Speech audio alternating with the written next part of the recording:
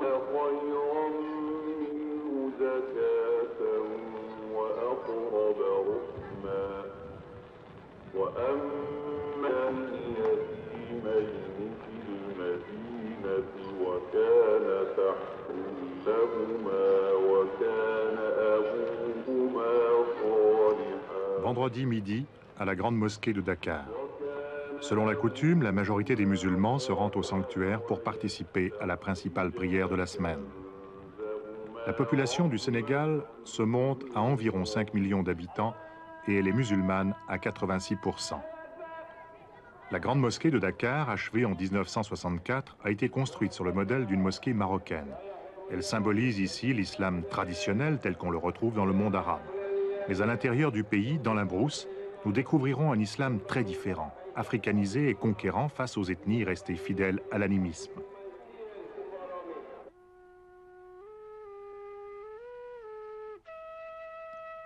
Au sud du pays, la Casamance.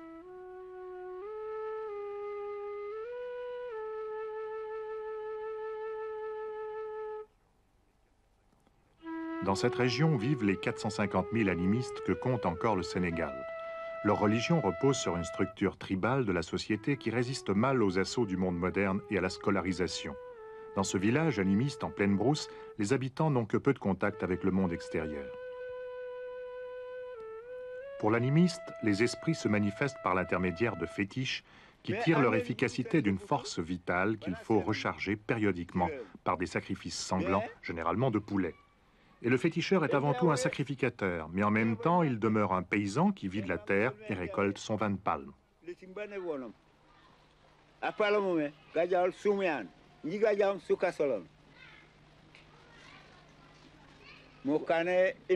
dit que le fétiche est pour tout le village. C'est le village qui s'est réuni pour l'élire chef du fétiche. Alors, lui, il s'appelle Sokasolon. Son adjoint s'appelle Soumian. D'où ils sont chargés pour la consultation du fétiche. Ce fétiche dressé sur la place du village, près de l'arbre à palabres, a pour fonction de protéger les habitants des mauvais esprits, des calamités et des sorciers.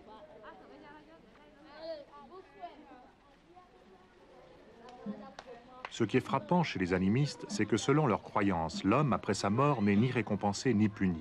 Rien ne rappelle chez eux le jugement dernier, le paradis ou l'enfer. Ce féticheur nous confirme qu'il ne sait pas ce que veut dire le paradis. Cette vie meilleure que promet le paradis est une notion qui séduit de nombreux jeunes d'origine animiste.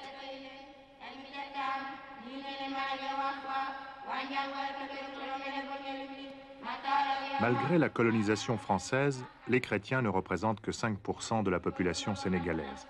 On les trouve principalement à Dakar, dans la classe aisée, et très souvent, ils ont adopté un mode de vie occidental. En dehors de la capitale, le christianisme a eu beaucoup plus de peine à s'implanter. Il faut dire que les 3 ou 4 ans de catéchisme obligatoire découragent plus d'un candidat. Ici, en Casamance, nous avons pu constater à plusieurs reprises que ces cours n'attirent que peu de monde.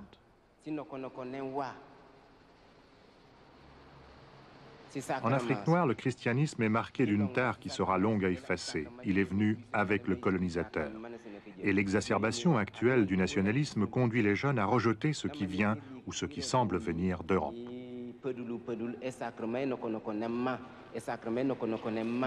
Monseigneur, on constate dans l'ensemble de l'Afrique subsaharienne une forte avance de l'islam.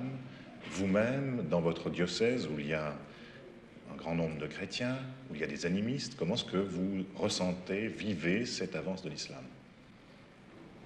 Disons que nous constatons effectivement que l'islam avance dans le pays. Nous le constatons, mais voyez, je pense qu'il n'y a pas chez nous une inquiétude, pour la bonne raison que, voyez, il y a tolérance de part et d'autre. Ici, les liens de parenté sont assez forts pour permettre à des familles, quand je dis famille, c'est dans le sens africain, c'est une famille au sens large, à des familles qui ne partagent pas la même foi, de vivre tout de même unies. Si bien que le problème ne se pose pas, je dirais, en termes de peur. C'est une constatation que nous faisons. L'Église catholique avait bénéficié de la présence française. Depuis l'indépendance, elle ne doit compter que sur ses propres ressources, ou presque. Un prêtre spécialiste de l'islam nous explique les choix difficiles de l'animiste qui veut choisir une religion révélée. Le même animiste, qui peut-être même était déjà polygame quand vous le rencontrez, avec l'islam ou avec le christianisme, n'a pas de difficulté à rentrer dans l'islam puisqu'il aura la possibilité de garder ses épouses, à supposer qu'il ait déjà été polygame. Tandis que s'il est disposé à embrasser le christianisme, vous lui demandez de laisser l'une de ses femmes. Ceci, évidemment, devient un problème pour lui, à supposer qu'il les aime vraiment.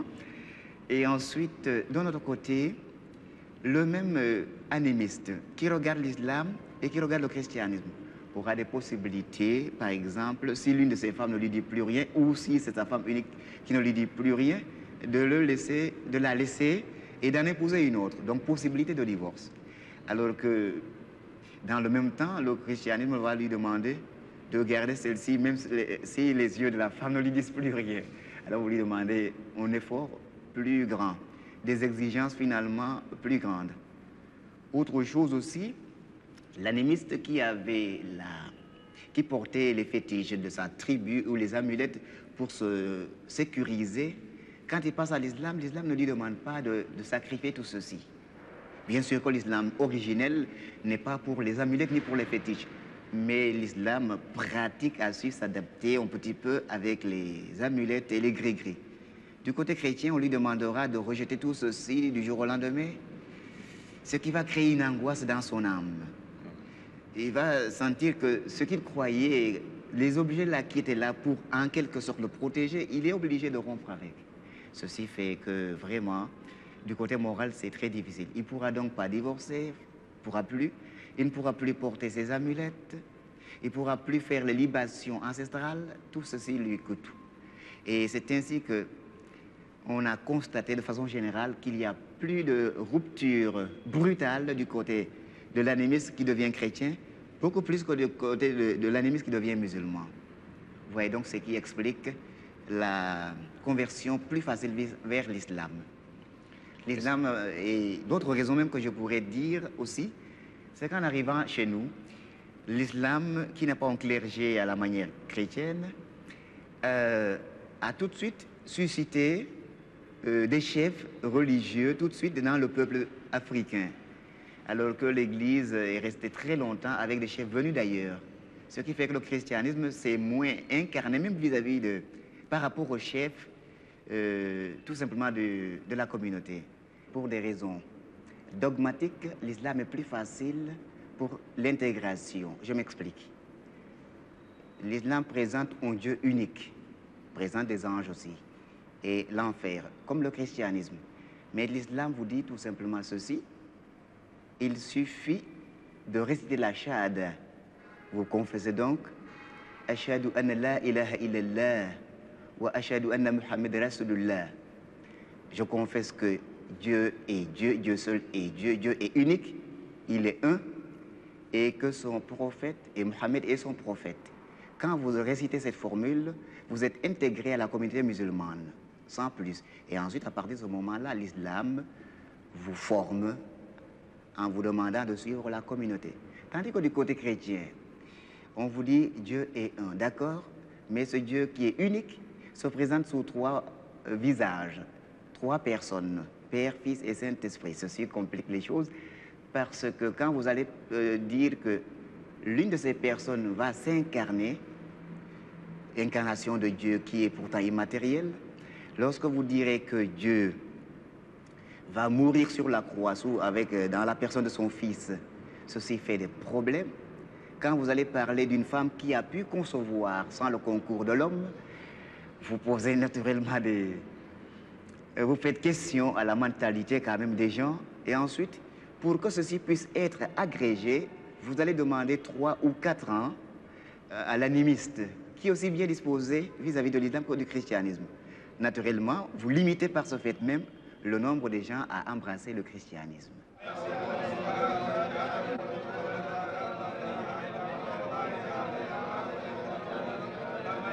vendredi 9 h, la lecture du Coran à Darul Khairi, un village de Brousse de 400 habitants.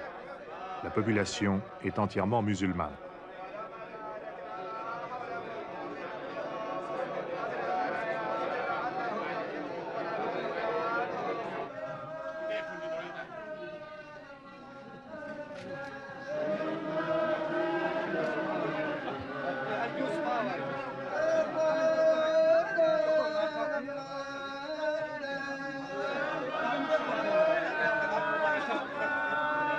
L'islam confère une indéniable dignité et même une noblesse vestimentaire à ses fidèles, car en Afrique noire, seuls les musulmans portent cette longue robe appelée boubou.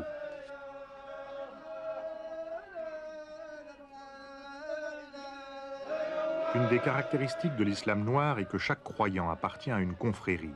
Il y a 4 grandes confréries au Sénégal. Chacune d'entre elles propose à ses fidèles une voie de salut qui lui est propre. De même, chacune a ses propres rites. L'essentiel du rituel consiste en litanies incantatoires comme celle-ci. Ces litanies, répétées souvent pendant des heures, ont pour but de libérer l'âme du corps et permettre aux croyants de se trouver en présence d'Allah. Cette appartenance à une confrérie, ces litanies, tout cela correspond à ce qu'était l'islam primitif des débuts de l'ère musulmane.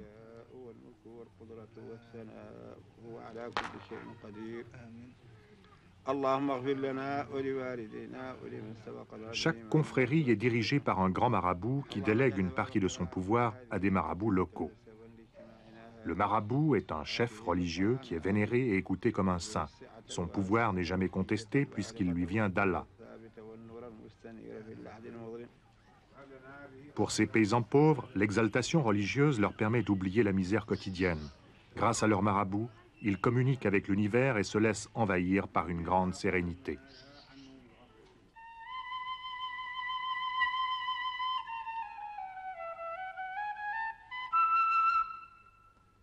Au nord du Sénégal, nous pénétrons dans le Sahel, cette région où chaque année la sécheresse fait reculer la végétation. C'est sur cette terre que vit la majorité des mourides, ces adeptes fanatiques de l'une des principales confréries. Ils sont plus d'1 million au Sénégal. Une route conduit de Dakar à Touba, la ville sainte du mouridisme. Touba compte 3000 habitants, pour la plupart cultivateurs d'arachides. C'est là aussi que réside le chef de la confrérie, appelé le Grand Calife. Le mouridisme a été fondé par un musulman noir, Amadou Bamba. Celui-ci s'est voulu le prophète d'un islam militant qui a rencontré un grand succès auprès des masses paysannes pauvres. Si ses disciples n'étaient que 500 au début de ce siècle, on les estime à plus de 150 000 en 1927 à la mort du prophète noir. Ils sont, rappelons-le, 1 million aujourd'hui. Pour abriter son tombeau, ses adeptes ont construit pendant plus de 20 ans à Touba la plus grande mosquée d'Afrique noire.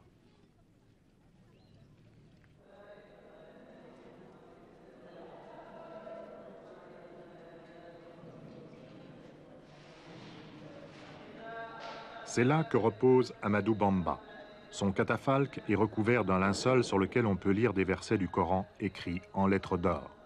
Toute l'année, des mourides défilent ici pour implorer la bénédiction de leur saint.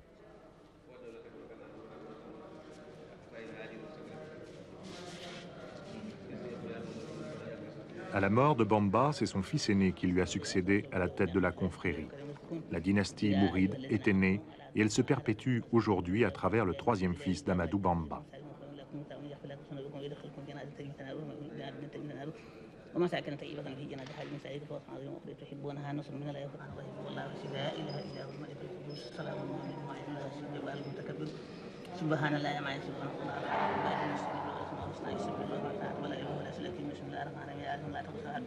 Une part du succès de la confrérie mouride doit être attribuée au fait qu'Amadou Bamba a été un symbole de la résistance à la colonisation française. L'administration coloniale l'a déporté au Gabon pendant 7 ans et pendant 5 ans en Mauritanie. On lui reprochait d'être un fanatique xénophobe, rassemblant autour de lui tous les mécontents. Ses séjours dans les prisons coloniales ont contribué à faire de lui un héros et un saint.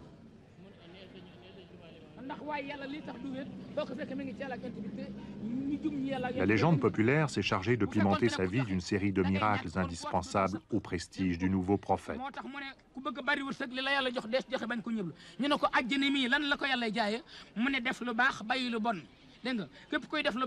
Et tous les jours, devant la mosquée de Touba, les conteurs d'histoire racontent inlassablement, malgré la chaleur, les aventures d'Amadou Bamba.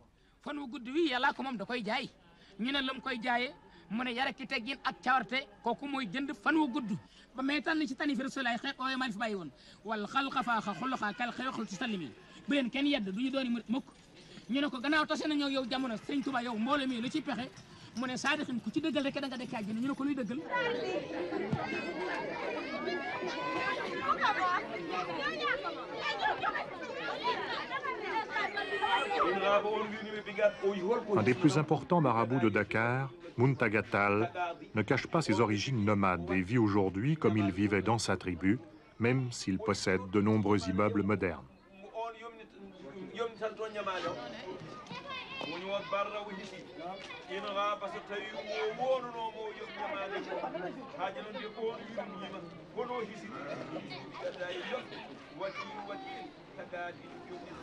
Entre deux lectures saintes, il reçoit des notables qui viennent lui demander conseil ou régler quelques affaires importantes.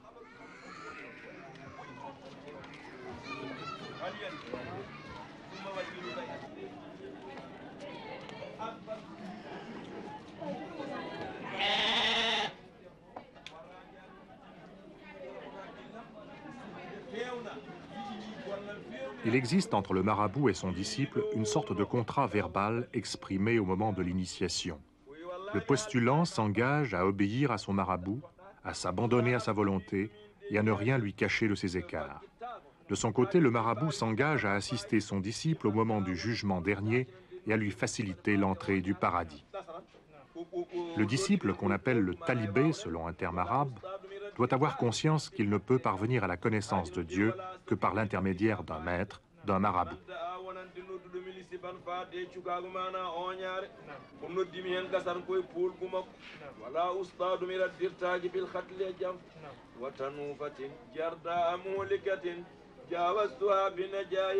Le marabout exerce sur ses disciples un pouvoir charismatique qu'on appelle la baraka. Ce mot arabe signifie bénédiction.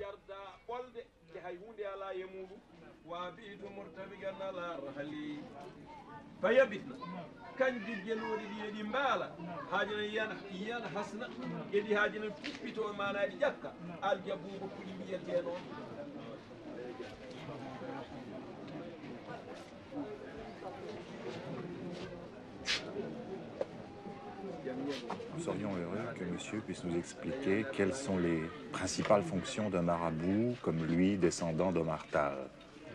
Le marabout, koko ɓe jii joni ko janginde yimɓe andinde ɗumen affaire Allah e haaji noon de eno ndewirta Allah ene hedde yimɓe itta e mumen jikkuji. Le rôle d'un marabout consiste principalement, comme vous l'avez dû voir, d'abord à enseigner les élèves, les étudiants qu'on appelle ici les talibés, à leur enseigner la voie de Dieu, à les enlever tout ce qui est mauvais, c'est-à-dire les enlever sur la mauvaise voie pour les apporter sur la bonne voie, c'est la seule voie de Dieu. Mais est-ce qu'un marabout a en plus des importantes fonctions religieuses, des fonctions sociales vis-à-vis de sa communauté? Fofof kañumen mbaɗata dewle kumata dewle yimɓe ɓe. Son rôle consiste en fait dans la société à célébrer le mariage d'une part et d'autre part lors des baptêmes à baptiser, mais tout ceci dans un esprit totalement désintéressé. Il sera appelé aussi très souvent à trancher au point de vue juridique tous les problèmes qui se poseraient. Comme vous l'avez constaté ici, tous les élèves, enfin ce que nous appelons ici les talibés, qui sont avec lui et ne le payent pas. Et ils sont nourris, logés, entretenus par lui. Alors tout ce qu'il a, il attend ça de Dieu. Ce qui est évidemment un peu de surprenant pour un Européen, c'est quand le marabout dit qu'il reçoit de l'argent de Dieu, enfin que Dieu pourvoit à tous ses besoins. Oui, je comprends votre question. Vous voyez, quand un marabout vous parle de Dieu, c'est comme si Bernanos vous parlait de Satan ou de la grâce.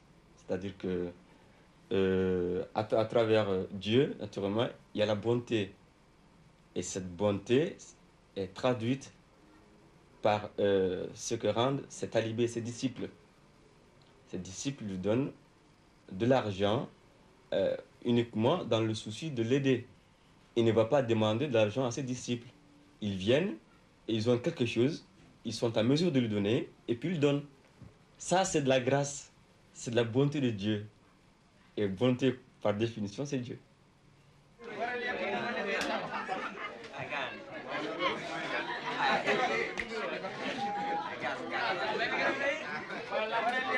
Certains marabouts ne craignent pas de solliciter cette bonté de Dieu et ils s'écartent plus ou moins consciemment de l'orthodoxie musulmane. Par conséquent, ils entretiennent une grande confusion entre ce qui est religion et ce qui est magie. Il est dès lors facile d'exploiter la crédulité des fidèles en distribuant des gris-gris censés éloigner le mauvais sort. Ici, les gris-gris prennent la forme de petits coffrets de cuir contenant un verset du Coran. En échange, les fidèles naïfs déposent quelques pièces d'argent.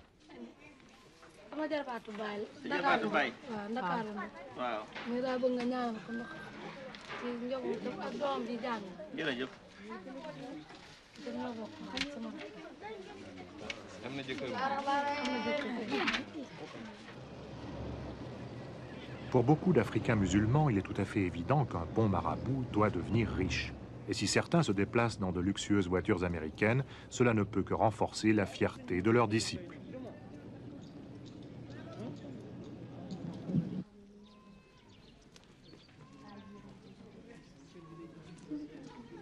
Fête exceptionnelle pour les étrangers, nous avons pu pénétrer dans la vie familiale d'un marabout mouride, Mammor Mbaké. Sa propriété, son carré comme on dit en Afrique, comprend 4 petites bâtisses en béton. Il vit là avec ses 3 femmes et ses 13 enfants. Petit-fils d'Amadou Bamba, Mammor est très vénéré et reçoit de nombreux visiteurs. Les séances de palabres durent des heures devant une tasse de thé.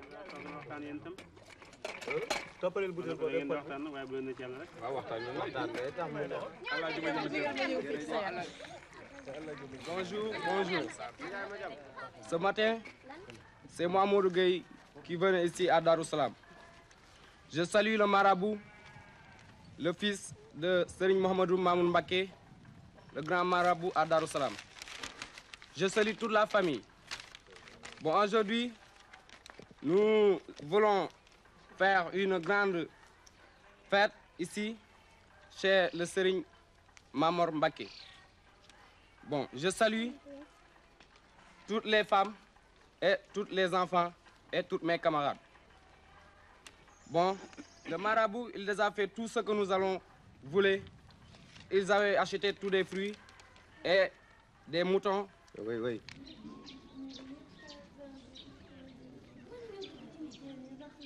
Abdoulaye, comment as-tu choisi Serigne Mammor Mbaké comme marabout?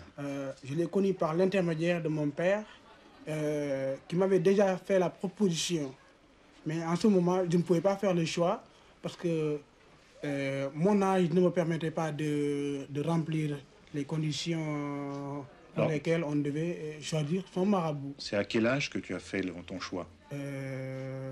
Quand j'ai eu 20 ans, j'ai choisi Mammor pour qu'il devienne mon marabout. Qu'est-ce que ça signifie pour toi d'avoir un marabout? Tu vis à Dakar, ton marabout vit près de Touba. Je ne pourrais pas exactement définir les raisons qui m'ont poussé à choisir un marabout, mais seulement ce que je pourrais évoquer, que je suis né dans un milieu où j'ai trouvé mon papa et ma maman avoir des marabouts.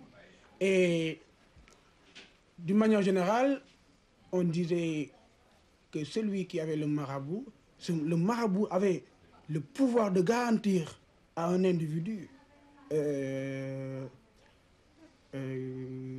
pardon, hein, que le marabout pouvait faire en sorte que le pardon soit accordé à tout individu qui aura péché.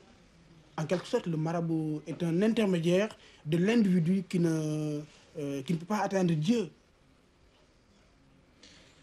Tu es au chômage et tu es allé voir un marabout pour qu'il te trouve du travail. Est-ce que ce marabout sera capable de te trouver du travail? Enfin, je ne suis pas du tout pessimiste en ce qui concerne la demande que j'ai formulée auprès d'un marabout. pour qu'il m'aide à trouver le plus rapidement possible un emploi. Mais seulement, j'ai des doutes, et ceci je le dis avant de continuer, quand on a des doutes, quand on va consulter un marabout, qu'on lui demande de te faire certaines choses, à partir du moment où on a des doutes, alors là, mieux vaut retirer le pas. Parce qu'il faut d'abord y croire pour que... Mais tu y croyais quand tu allais chez lui? Oui, j'y croyais. J'y croyais. Qu'est-ce qui te fait douter? Qu'est-ce qui te fait douter? Parce que j'ai eu finalement des doutes, parce que quand j'y suis allé, le marabout n'a pas fait ce que je lui avais demandé. Et bon, sous prétexte qu'il n'avait pas confiance en moi, que je n'allais pas revenir le voir. Et puis, je n'ai pas non plus tenu à ce que je lui avais dit, parce que je lui avais dit que je lui offrirais au retour une boîte de thé et du sucre. Et les conditions dans lesquelles j'ai voyagé ne me permettaient pas de me procurer ces denrées. Alors, il n'a pas non plus fait mon travail, et moi aussi j'ai refusé de lui donner mon argent. Mais comment est-ce qu'un marabout peut te trouver du travail? Comment est-ce qu'il pratiquerait? Là, je crois que ça devient plutôt compliqué pour moi d'expliquer. Parce qu'il y a quand même des versets coraniques dont ils font usage. Et une fois qu'ils ont fait usage de ces versets coraniques, alors ils peuvent te dire de prendre, par exemple, un gris-gris que tu mettras juste au niveau du coude, que tu serres, et tu vas voir l'individu pour lequel tu as besoin. Tu viens, tu lui demandes de te chercher un emploi, par exemple, à l'encadre, ou bien à la primature, à la présidence de la République, ou bien tu lui demandes de voir Senghor. Et en général, ça marche. Et en général, ça marche.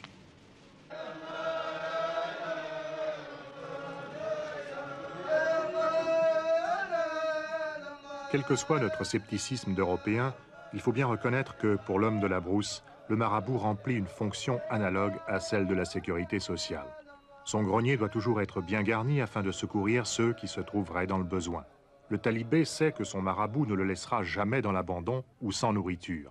Dans les pays pauvres de l'Afrique subsaharienne, c'est un facteur qui a toute son importance.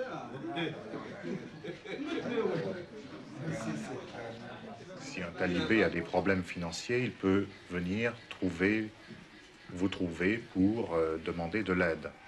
Bien sûr, ako nintra fana makoyro fana ita fana na karola ni misal to talbe haji soto fasi akanano e kanne ifana ya makoy wo hajo la karam kay ha pay kanaja pay ni semene fam lumo mo bena kam pour min do mala ba so don ke makoy do mo ko do ko do dida do ni se do mo kam di ni min jaxalta fana la En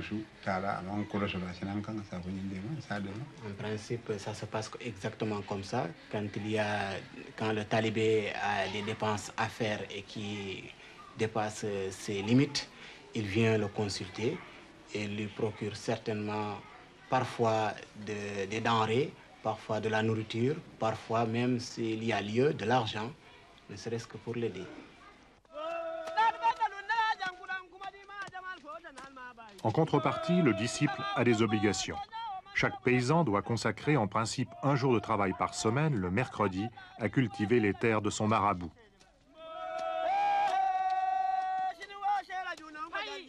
Ces hommes défrichent les champs d'arachides de leur marabout.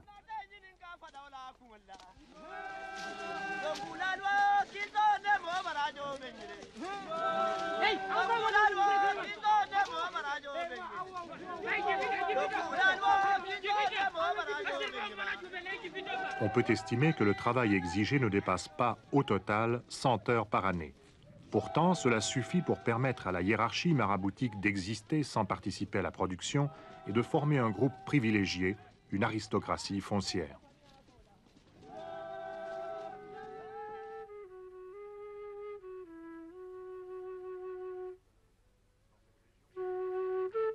Dans cette région brûlée par le soleil, l'introduction de la culture de l'arachide n'a été possible que grâce à la collaboration des marabouts qui ont vu là un moyen de détenir une partie du pouvoir économique. Sous forme de cacahuètes salées ou d'huile, l'arachide représente aujourd'hui 40% des exportations sénégalaises.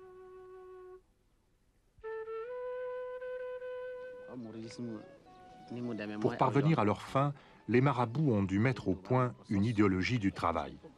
Selon le neveu et porte-parole du grand calife Mouride, Mahomet a dit « Travailler pour faire vivre les siens équivaut à la prière et à l'adoration de Dieu ». Ainsi, pour les Mourides, le travail est un acte religieux.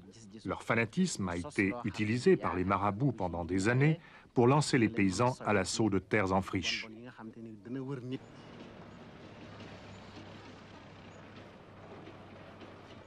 La confrérie des Mourides a même créé des troupes de choc de travailleurs dispensés de la prière.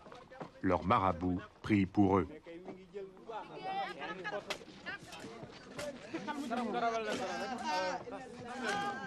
Pour appliquer sa réforme agraire, le président Senghor s'est vu contraint de faire appel à la collaboration des marabouts. En échange, il leur a confié le contrôle des coopératives agricoles qui constituent la pierre angulaire de la réforme. La coopérative achète la production du cultivateur d'arachide pour le compte de l'État. Mais c'est généralement le marabout qui avance l'argent dont le paysan a besoin pour vivre en attendant d'avoir vendu sa récolte. De cette manière, le marabout contrôle tout le système de production. En outre, comme chaque marabout dépend de sa confrérie, celle-ci peut dès lors s'affirmer comme une véritable puissance économique, un État dans l'État. Si on prend le contexte sénégalais, les marabouts, malgré eux-mêmes, jouent un rôle qui ne reste pas simplement religieux. Parce qu'on profite aussi de leur pouvoir, parce que pouvoir, ils en ont. Par le moment où on a la confiance des gens, on a un certain pouvoir. C'est tout à fait normal. Et pour essayer de les imbriguer dans des tentatives plus ou moins politiques. Ça existe, il ne faut pas s'en cacher. Alors, ils risquent de jouer, et ils jouent, certains marabouts jouent ce rôle politique. Hein? Aussi bien que le clergé a joué le rôle politique en Europe.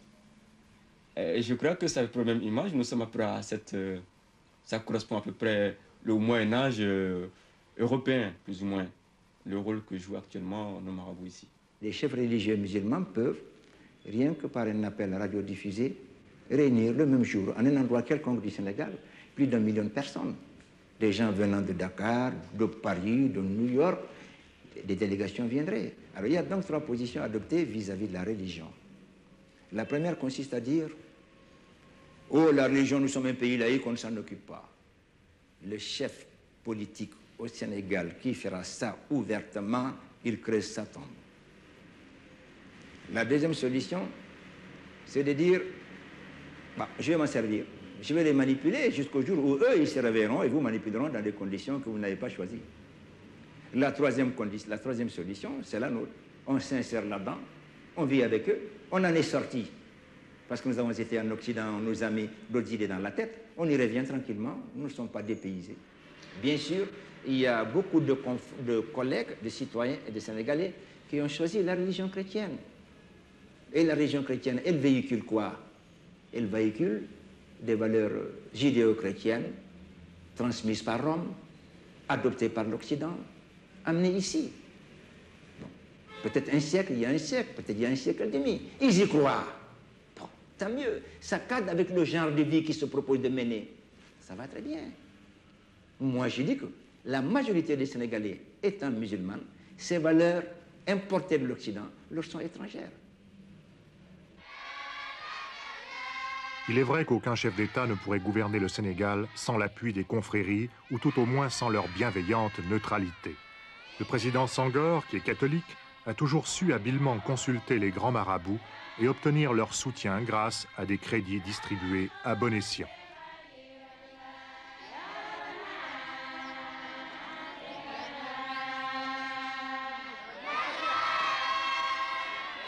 Des fêtes mystiques ont pour but de raviver l'ardeur religieuse des habitants de Sindian, un petit village de Brousse récemment converti à l'islam. Cette cérémonie se veut la reconstitution de scènes de l'Ancien Testament, ici le buisson ardent.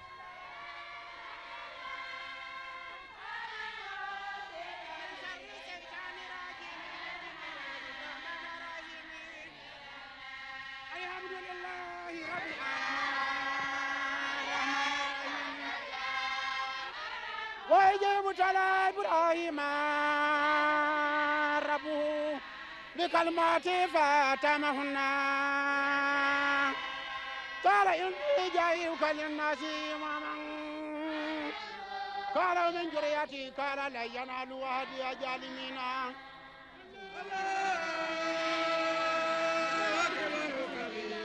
Leur marabout, Ousmane Badji, n'a que 38 ans et il joue un rôle politique qui dépasse les frontières du Sénégal.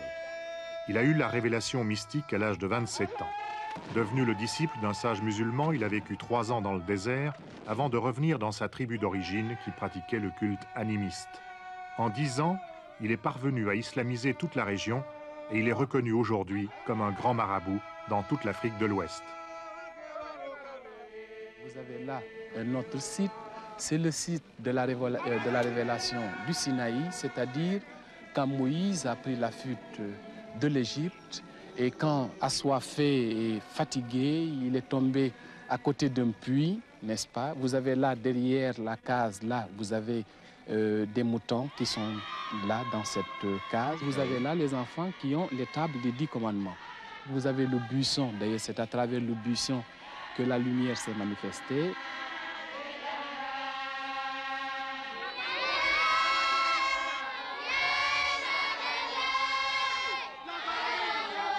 Et quand je suis venu ici, c'était une place qui était considérée comme une place divine.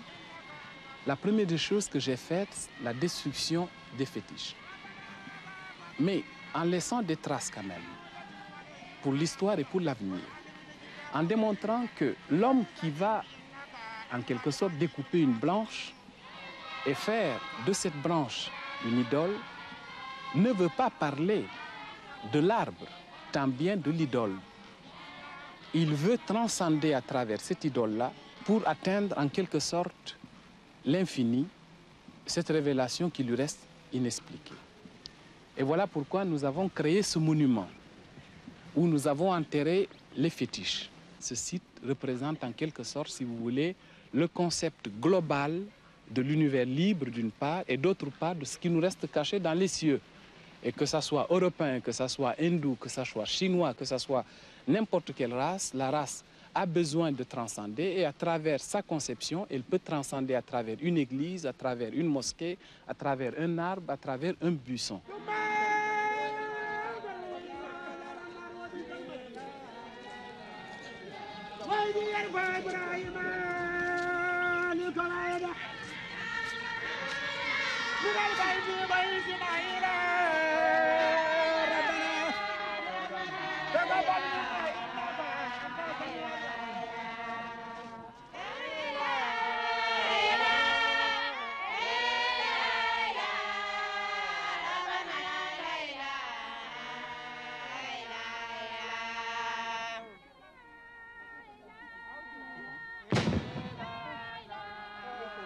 Je suis d'origine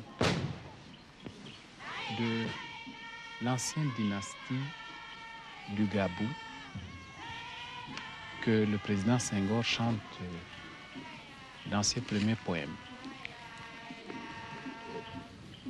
C'est une dynastie qui a des origines qui viennent de l'Égypte.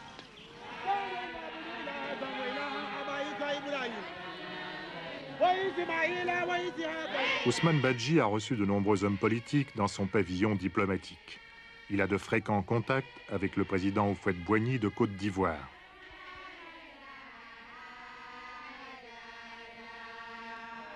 Senghor est lui-même venu chercher son appui lors de la dernière campagne présidentielle. Badji prétend être à l'origine de la réconciliation entre la Guinée et le Sénégal. Il a soutenu aussi des mouvements de libération marxistes en Guinée-Bissau et en Angola.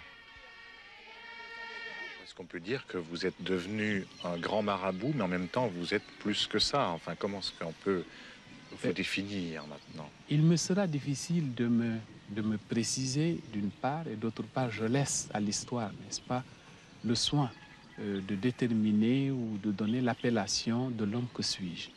En quelque sorte, ce que je fais était une révolution individuelle, personnelle, mais qui m'a dépassé, qui finalement s'est traduite à travers la révolution collective et la révolution de notre société elle-même. Est-ce que vous vous considérez vous-même comme un grand marabout?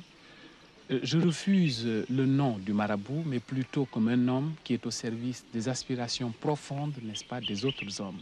Parce que dès le départ de ma révolution, ce que j'ai tenu justement à insérer dans mon propre évolution, c'est que je mettais l'homme au-dessus de la religion et au-dessus de tout. Donc tout commence pour moi par l'homme et tout se termine pour moi par l'homme.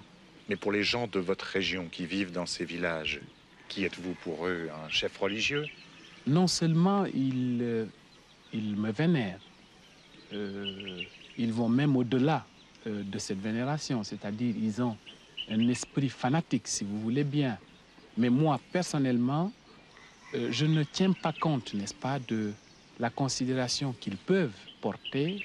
C'est des aspirations du peuple, ils peuvent le penser, ils peuvent agir méthodiquement à travers ce qu'ils pensent. Mais ce qui est important pour moi, c'est que je reste toujours l'homme, c'est-à-dire au service des aspirations profondes de l'homme et de la société. Non pas une société localisée telle que le continent, mais dans un concert de l'univers libre, comme je l'ai appris dans le désert. Pour lutter contre l'influence de l'islam confrérique, certains pays arabes comme la Libye et l'Arabie saoudite soutiennent financièrement un courant réformiste chargé de diffuser un islam plus orthodoxe. Cet institut islamique en pleine expansion forme 300 étudiants. Et actuellement, 700 Sénégalais poursuivent leurs études dans des universités arabes, principalement au Caire.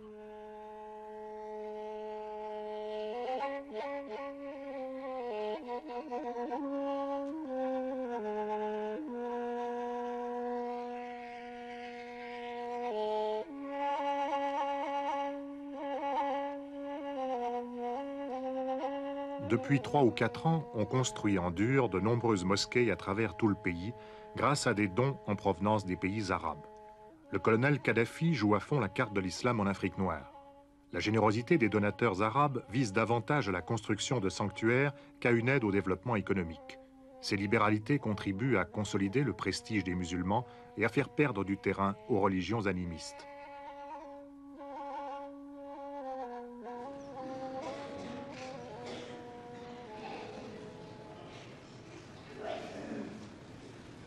L'islam exprime une volonté de vivre ensemble. C'est pourquoi il entre de plein pied dans la société africaine traditionnelle qui accorde une place prépondérante à l'organisation communautaire.